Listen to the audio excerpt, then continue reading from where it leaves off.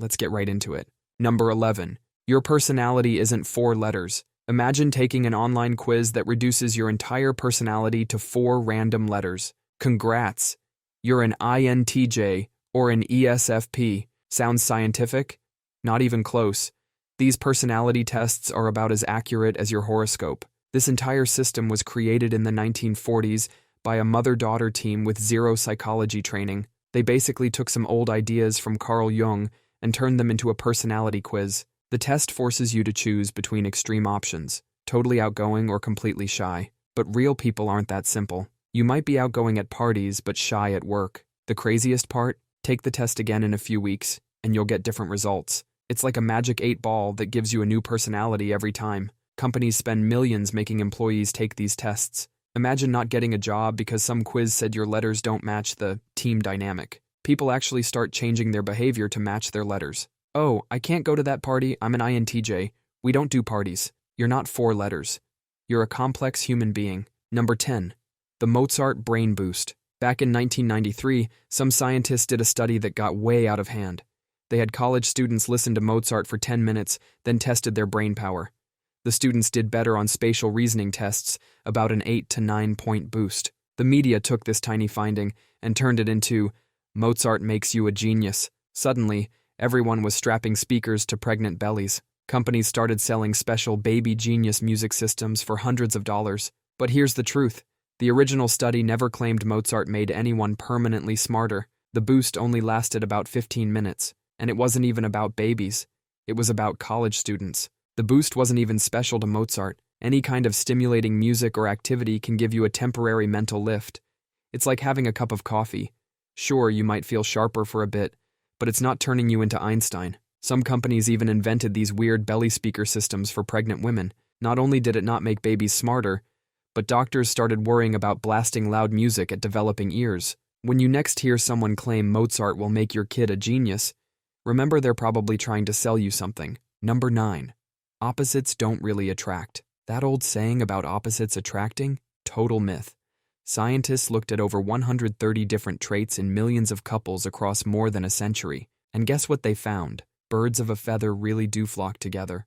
About 82% to 89% of the time, people end up with partners who are surprisingly similar to themselves. Your perfect match probably isn't that mysterious stranger with totally different interests. It's more likely to be that person who also binge-watches true crime documentaries at 3 a.m. They found couples even match on the strangest things, like whether they were breastfed as babies, or how many people they dated before meeting each other. Scientists call this assortative mating. There are a few tiny exceptions, like whether someone's a morning person or a night owl, but these differences only showed up in about 3% of traits. It's way easier to Netflix and chill when you both actually want to watch the same shows. Number 8. Multitasking Mess. Think you're a productivity superhero who can handle 5 tasks at once? Your brain isn't splitting attention between tasks.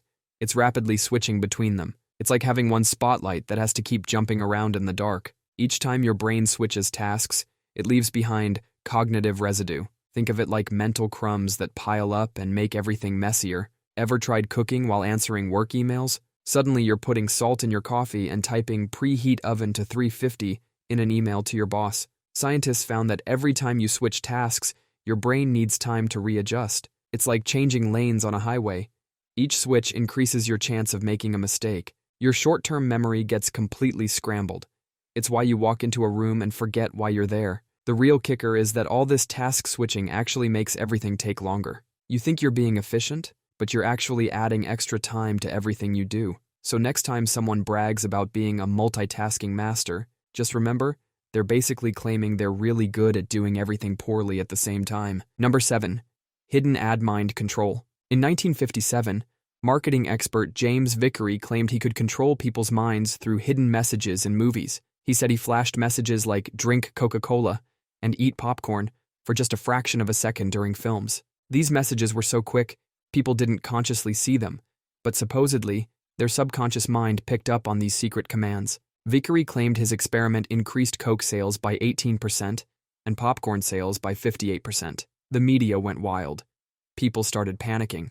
Congress even considered banning these subliminal messages. But here's the truth.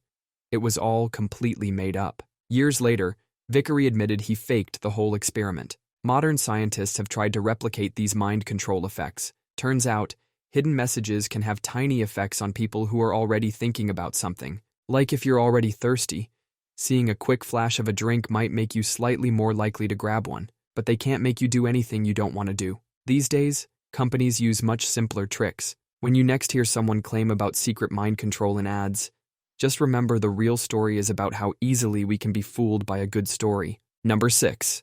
Picture-perfect memory hoax. Photographic memory is about as real as your cat's promise to stop knocking things off tables. Scientists have been trying to find someone with true photographic memory for over 100 years, and they haven't found a single person who can actually do it. Sure, people claim they can. They pop up on TV shows, showing off their amazing abilities to remember entire books after one read. But when scientists actually test these claims, they fall apart. Our brains are more like artists than cameras. Every time you remember something, your brain actually recreates that memory from scratch. It's like playing a game of telephone with yourself. The message gets a little warped each time. Some people do have really good memories, but it's usually because they've trained themselves using memory techniques. What sometimes gets confused with photographic memory is eidetic memory, mostly found in children, letting them remember an image clearly for about 30 seconds. After that, it fades. When you next hear someone claim they have a photographic memory,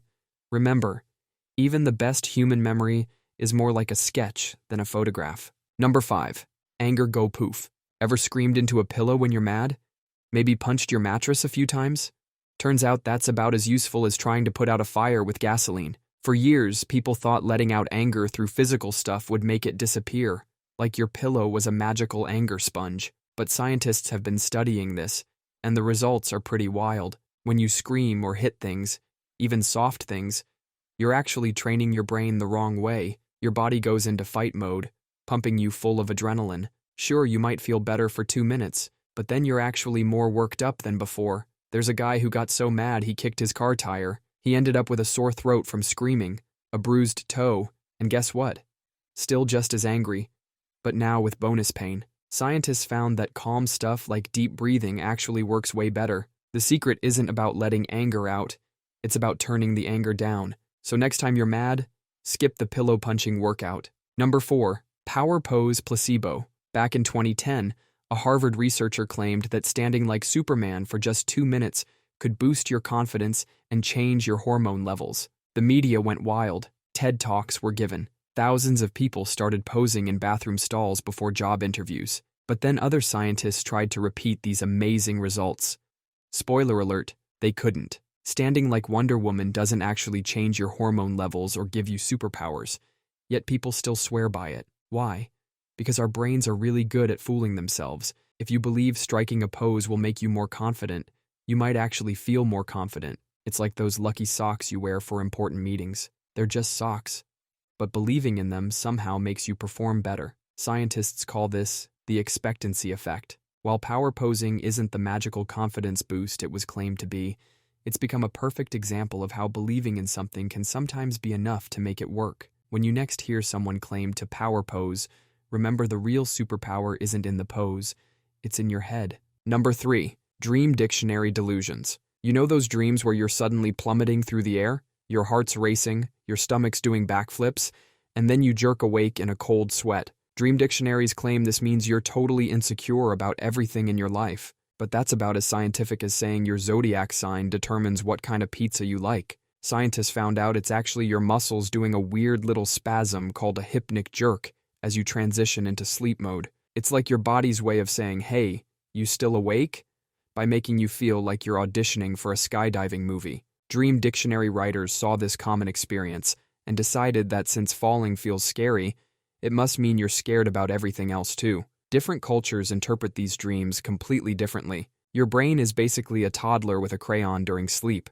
It's just drawing whatever it feels like. Sometimes that scribble means something deep, and sometimes it's just random neural firings having a party. When you next hear someone claim your falling dream means you're insecure, remember they probably also think their horoscope can predict their next Amazon purchase. Number 2. Grief isn't a checklist. The famous 5 stages everyone's supposed to go through when dealing with loss is a myth. This whole stages idea came from a doctor in the 1960s, Elizabeth Kubler-Ross, who was actually studying terminally ill patients coming to terms with their own impending end, but somehow this got twisted into a universal rulebook for handling loss for the bereaved. Grief is messier than a toddler with finger paint. One day you might be laughing at old memories. The next day you might feel like you're drowning in sadness. Sometimes you're angry and sad at the exact same time. It's like emotional jazz. There's no sheet music to follow. There's no neat little boxes to check off. No, congratulations. You've completed stage 2. Please proceed to stage 3. It's more like being thrown into a maze where the walls keep moving. And just when you think you're getting better, something random like a song on the radio knocks you right back down. Your grief is yours. It doesn't need to follow anyone else's roadmap. Grief isn't a checklist. It's more like fingerprints, totally unique to each person. Number 1. Birth order baloney. This whole idea started with a guy named Alfred Adler, about 90 years ago. He basically looked at families and said, birth order determines everything about your personality. According to this theory, firstborns are supposed to be these perfect little overachievers because they got all the attention early on. Meanwhile, the youngest kids are supposedly wild children because their parents were too tired to care anymore. But modern science says, not so fast. When researchers actually studied thousands of families, they found that birth order explains about as much about your personality as your favorite ice cream flavor. It only explains about 3% of personality differences between siblings. Sure, some firstborns end up as CEOs, but plenty of them are also living in their parents' basement at 30. And yeah, some youngest kids become daredevil entrepreneurs, but others are more boring than watching paint dry. What really shapes personality? It's a whole mess of things. Your genes, how your parents treated you, what kind of school you went to. These birth order stereotypes are so vague, they're basically like fortune cookies. They can fit anyone if you squint hard enough. So next time someone tries to explain your whole personality based on whether you popped out first or last, just remember it holds about as much scientific weight as your daily horoscope. That's all for today. I'll be making similar videos in the future. Subscribe to see them.